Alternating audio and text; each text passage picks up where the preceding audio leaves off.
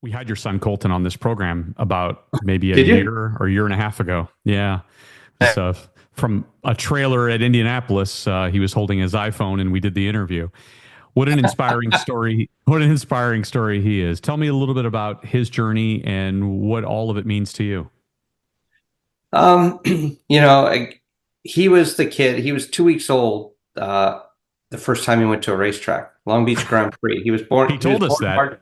Yeah, he was born March 30th, 2000, and Long Beach is the second week in April every year. And we brought him to Long Beach. We had our motorhome there. My wife brought him, and he stayed in the motorhome. But we like to joke he was almost born at a racetrack. Right. And I have three kids, oldest daughter, Callie, Colton, and then our youngest son, who's a freshman in high school now, Cade. And they all grew up around racing. They all love it and appreciate it, but he was the one that wanted to do it. And it was never really a question.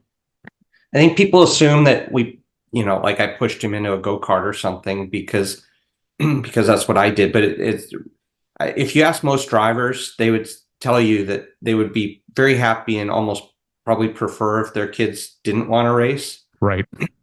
Because you know the hardship of it, you know the emotional up and downs, and you know the danger of it. So it was not something that I pushed on him, but he just always wanted to be that. He wanted to be a race car driver. He wanted to go to every single race weekend that we would take him to.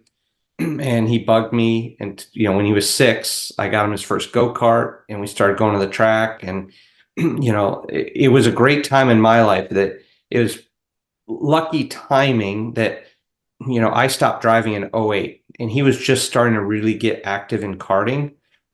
And so I was suddenly available. When you're driving, you're just gone all the time, going to Mhm. races, appearances, and tests. And I was suddenly available and home. And so the timing was just so fortuitous that I got to spend the next couple of years really going to the racetrack with Colton. I did a lot of the work on the go-karts in the garage.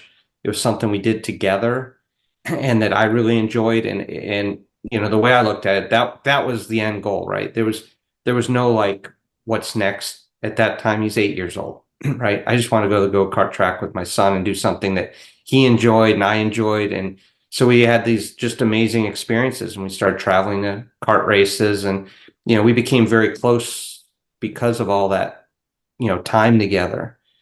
So that was a great time for me in my life. And then as he continued to progress and do better and better, he wanted to race cars. And when he was 12, he convinced me. Sorry, he found out that you could go to Skip Barber driving school as a Hmm. 12, which I had no idea. Like it seemed crazy to me. But he heard somebody had done it. So he said, if I get straight A's in school, can I do the Skip Barber school? And now he was a good student, but he'd never gotten straight A's. So I made that thinking I was safe. It was the first and last time he got a straight A report card. He was motivated. So I remember I took him to Road Atlanta. We signed up for the 3-day school, and I was a mess. I was so nervous. I had this knot in my stomach. I'm driving my 12-year-old to a racetrack to put him in a race car. I thought I must be the worst parent in the history of parenting. But I made this deal, and he was determined. And I remember having this conversation with him in the car on the way to the track. And I thought it might be a lot for him. I thought it might not go well. And so I was just like, look, we'll see how it goes. And like if you're not comfortable or it's not going well, that's okay. We can just go home and we'll come back next year or something. And he hops in the car for the first time. They put him on a skid pad, and right away he's locking tires and skidding and all over the place. And I was like, oh God, I am so screwed.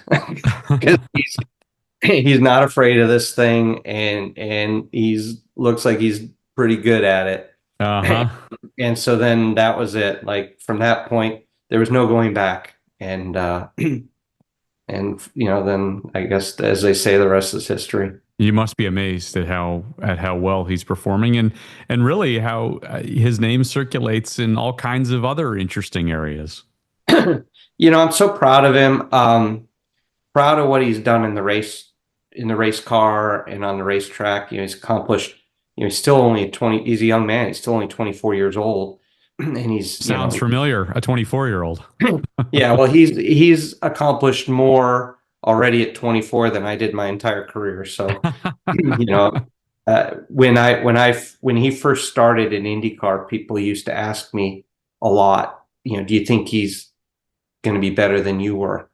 And nobody asks anymore. Nobody asks anymore.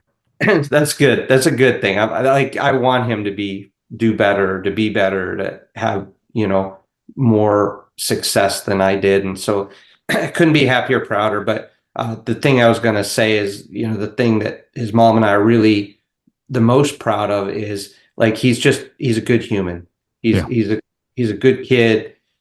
He's kind, he's thoughtful, and his friends are still his buddies from high school. He hasn't changed, and that's what you want, is you want your kid to have as much success as possible, but you hope and pray that success doesn't change who they are. And and so far he's been able to kind of walk that tightrope, and that I guess is probably the thing I'm most proud of.